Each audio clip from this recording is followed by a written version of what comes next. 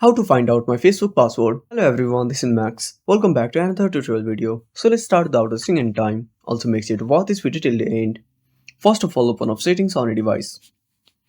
Now scroll all the way down to the bottom and tap on Google.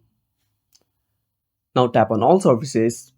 Now scroll down and find autofill with Google. Simply tap on it. Now tap on Google Password Manager.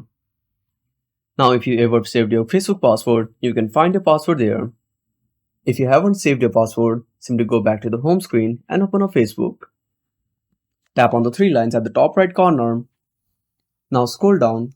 Now tap on Settings and Privacy. Now click on Settings. Now go to Account Center. Now scroll down. Now tap on Personal Details. Now tap on Contact Info. Now click on Add New Contact.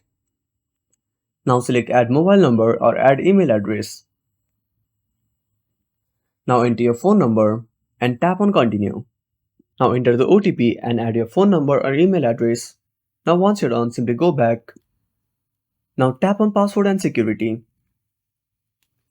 Now tap on Change Password. Now select your Facebook password.